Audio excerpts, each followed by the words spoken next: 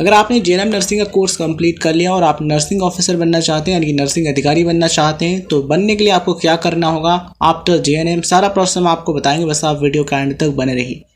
साथियों, अगर आपने जेएनएम करने के बाद कम से कम 2 साल का एक्सपीरियंस प्राप्त कर लिया है तो आप ऐसे ही नर्सिंग ऑफिसर का जो एग्ज़ाम है उसमें अप्लाई कर सकते हैं। बट अगर आपने 2 साल का एक्सपीरियंस प्राप्त नहीं किया है तो कम से कम आपको 2 साल का एक्सपीरियंस लेना होगा नर्सिंग के फील्ड में, कम से कम 50 बेड वाले हॉस्पिटल में, यानी कि मिनिमम 50 बेडेड हॉस्पिटल में आपको 2 इयर्स का एक्सपीरियंस लेना होगा। देन आप नर्सिंग ऑफिसर का जो एग्ज़ाम है उसमें अप्लाई कर सकते हैं।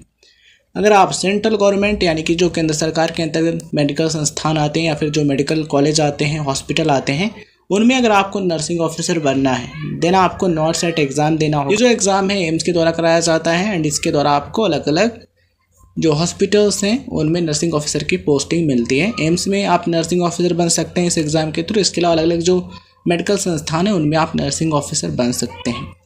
इसके अलावा अलग अलग राज्यों में यानी कि अलग अलग स्टेट्स में नर्सिंग ऑफिसर की भर्ती निकलती है, आप उसमें भी अप्लाई कर सकते हैं। एग्जाम क्लियर करके आप नर्सिंग ऑफिसर बन सकते हैं। मतलब कि जेएनएम के बाद आपको कम से कम 2 साल का एक्सपीरियंस लेना होगा।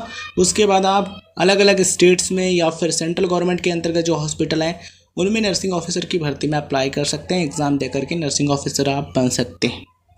अगर हम बात करें नॉट सेट के एग्ज़ाम पैटर्न की तो इस एग्ज़ाम में आपको MCQs यानी कि मल्टीपल चॉइस टाइप क्वेश्चंस देखने को मिलते हैं।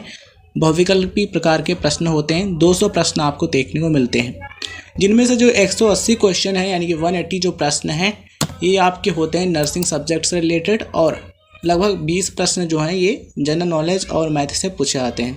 कुल मिलाकर के 200 क्वेश्चन होते हैं एग्ज़ाम में और इसमें आपको 1/3 नेगेटिव मार्किंग भी देखने को मिलती है। यहाँ पर आपको ध्यान रखना ज़रूरी है कि ये जो एग्ज़ाम है ऑनलाइन मोड में कराया जाता है और यहाँ पर आपको ये भी ध्यान रखना है मतलब कि नॉट सेट एग्ज़ाम के बारे में अपडेटेड जानकारी ले लें एग्ज़ाम पैटर्न के बारे में कि अब किस किस सब्जेक्ट से और कितने क्वेश्चन पूछे जाते हैं, क्योंकि समय के साथ कुछ चेंजेस भी हो सकते हैं, इसलिए ये चीज़ मैं आपको बता रहा हूँ। ठीक है, नॉट सेट का जो एग्ज़ाम है अभी ये 3 घंटे का समय इसमें दिया जाता है एंड इसमें MCQs होते हैं। बात करें एज लिमिट की तो एम्स की बात करें यानी कि अगर आपको एम्स में नर्सिंग ऑफिसर बनना है देन एज लिमिट है 18 से 30 वर्ष यानी कि 18 to 30 ईयर्स। आपकी जो एज है कम से कम 18 वर्ष होनी चाहिए, अधिकतम 30 वर्ष।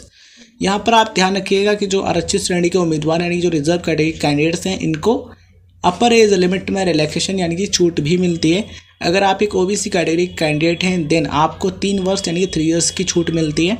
मतलब कि अगर आप एक OBC कैटेगरी कैंडिडेट्स हैं तो आपके लिए अपर एज लिमिट है 33 ईयर्स यानी कि 33 वर्ष। एंड अगर आप एक SC या फिर ST कैटेगरी कैंडिडेट हैं देन आपको 5 साल यानी कि 5 ईयर्स की एज रिलैक्सेशन मिलती है। इस तरीके से आप 35 वर्ष यानी WBD कैटेगरी कैंडिडेट हैं देन आपको एज रिलैक्सेशन मिलती है 10 ईयर्स यानी कि 10 साल की। इस तरीके से आप अधिकतम 40 वर्ष की एज तक एग्ज़ाम दे सकते हैं। तो ये एज लिमिट है। अगर आपको नर्सिंग ऑफिसर बनना है तो देखिए आपको किस एग्ज़ाम के लिए अप्लाई करना है। सबसे पहले आपको ये निश्चित करना है कि किस एग्ज़ाम के लिए अप्लाई करना है एंड उसके बाद आप उस एग्ज़ाम का एग्ज़ाम पैटर्न एंड सिलेबस देखिए और उस एग्ज़ाम के नोटिफिकेशन के बारे में जानकारी प्राप्त करते रहिए। अच्छे तरीके से तैयारी कीजिए, क्योंकि जब आप सही तरीके से सही रणनीति बना करके तैयारी करेंगे, खूब मेहनत करेंगे तो निश्चित ही आपको सफलता मिलेगी। सवाल यहाँ पर यह भी आता है कि सैलरी कितनी होती है। अगर हम बात करें एम्स नर्सिंग ऑफिसर की तो एम्स नर्सिंग ऑफिसर की जो नेट सैलरी होती है, in hand salary, starting salary की यहाँ पर हम बात कर रहे हैं तो फर्स्ट जो सैलरी है लगभग 70,000 से 74,000 तक होती है। 70 to 74,000 रुपीज़ पर मंथ पहली सैलरी। ठीक है, एक्सपीरियंस जब हो जाता है तो सैलरी 1 लाख प्लस यानी कि 1 लाख से भी ज़्यादा हो जाती है।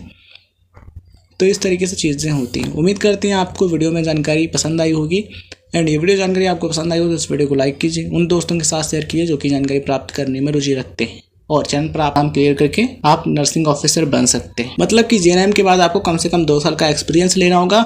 उसके बाद आप अलग अलग स्टेट्स में या फिर सेंट्रल गवर्नमेंट के अंतर्गत जो हॉस्पिटल हैं उनमें नर्सिंग ऑफिसर की भर्ती में अप्लाई कर सकते हैं। एग्ज़ाम दे करके नर्सिंग ऑफिसर आप बन सकते हैं। अगर हम बात करें नॉट सेट के एग्ज़ाम पैटर्न की तो इस एग्ज़ाम में आपको MCQs यानी कि मल्टीपल चॉइस टाइप क्वेश्चंस देखने को मिलते हैं। बहुविकल्पी प्रकार के प्रश्न होते हैं, 200 प्रश्न आपको देखने को मिलते हैं, जिनमें से जो 180